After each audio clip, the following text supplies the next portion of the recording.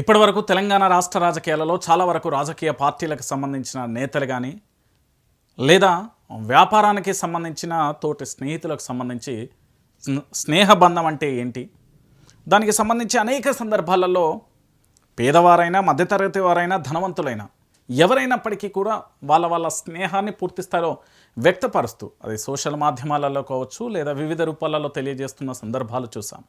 కానీ ఒక స్నేహితుడిని కోల్పోతే ఇంకా కోలుకోలేని పరిస్థితులలో వరంగల్ జిల్లాకు సంబంధించిన పెద్ది సుదర్శన్ రెడ్డి ఇక లేరు అనే వార్త ఆ రోజు తన అంతిమయాత్ర పూర్తయినప్పటి నుంచి ఇప్పటి వరకు కూడా తన స్నేహితులలో నిజంగా కూడా రాజకీయ స్నేహం కాదది రక్తబంధమే అనుకోవచ్చు.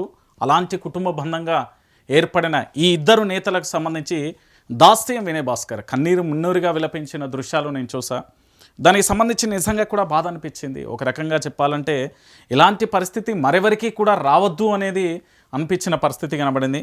ఎందుకంటే చాలా వరకు కూడా మనం చూసాం బీఆర్ఎస్ పార్టీ అంటే తెలంగాణ రాష్ట్ర సాధన కోసం నాటి టీఆర్ఎస్ పార్టీ ఏర్పడినప్పటి నుంచి ఉమ్మడి వరంగల్ జిల్లాలో కీలక నేతలుగా మారిన దాస్యం వినయ్ భాస్కర్ కావచ్చు, పెద్ది సుదర్శన్ రెడ్డి కావచ్చు, ఉద్యమ సమయంలో పూర్తి స్థాయిలో కూడా అక్కడి ఉద్యమాలు చేయాలన్నా, ఉద్యమ స్ఫూర్తిని నింపాలన్నా, ఉద్యమ పోరాటాలు సభలు సమావేశాలు లేదా మీటింగ్లు ఏది పెట్టాలన్నా కూడా వీరి ఇద్దరు ముందుండి నడిపేది తెలంగాణ ఉద్యమ సమయంలో. అంటే దాదాపుగా 2001 నుండి అత్యంత బలమైన ఆత్మీయ స్నేహం వీళ్ళది. వీళ్ళు 2001 నుంచి దాదాపుగా సుమారుగా 25 సంవత్సరాలుగా వాళ్ళ యొక్క స్నేహబంధాన్ని ఎవరు కూడా విడదీయలేరు. అంత విశ్వాసమైన నమ్మకమైన స్నేహం వాళ్ళది. అయితే వీరిద్దరూ టీఆర్ఎస్ పార్టీ ఆవిర్భవించినప్పటి నుంచి పెద్ది సుదర్శన్ రెడ్డి చివరి రోజు వరకు కూడా ఉద్యమ సహచరులుగా ప్రాణమిత్రులుగా కూడా కలిసి ఉన్నారు. అయితే ఉద్యమ కాలం అంటే 2001లో కేసీఆర్ టీఆర్ఎస్ పార్టీకి సంబంధించి స్థాపించినప్పటి నుంచి వీరిద్దరూ కూడా వరంగల్ జిల్లాకు సంబంధించి పార్టీని బలోపేతం చేయడానికి ఒకవైపు ప్రత్యేక రాష్ట్ర సాధకులుగా సాధనకు కలిసి పనిచేసిళ్ళు. వీళ్ళిద్దరిది ఇంకొక విచిత్రమైన అంశం ఏంటంటే 2018 నుంచి 23 వరకు ఇటు పెద్ది సుదర్శన్ రెడ్డి నర్సంపేట ఎమ్మెల్యేగా, దాస్యం వినయ్ భాస్కర్ వరంగల్ పశ్చిమ ప్రభుత్వ విప్పుగా కూడా పనిచేశారు. అసెంబ్లీలో ఒకే సమయంలో వీళ్ళిద్దరు కూడా ప్రతినిధులుగా సేవలు అందించిన పరిస్థితి.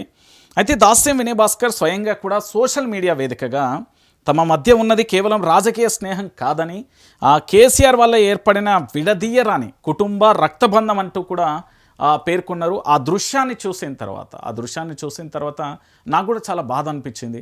ఎందుకంటే ఇది మా ఇద్దరిది కుటుంబ రక్తబంధం అంటూ కూడా పేర్కొంటూ కన్నీటి పరితమైన దృశ్యాన్ని చూసి నిజంగా కూడా నేను చెల్లించిపోయినా. అందుకే తెలంగాణ ప్రాంత ప్రజలందరికీ కూడా తెలియజేయాలనే ఒక ఉద్దేశంతో దాస్యం వినయ్ భాస్కర్, పెద్ది సుదర్శన్ రెడ్డి, ఎందుకంటే ఉమ్మడి వరంగల్ జిల్లాకు సంబంధించి పూర్తి స్థాయిలో కూడా వీళ్ళు ఉద్యమం పార్టీని బలోపేతం చేయడం, ఉద్యమం ఒకవైపు పూర్తి స్థాయిలో కూడా దాదాపుగా 25 ఏళ్ల స్నేహం.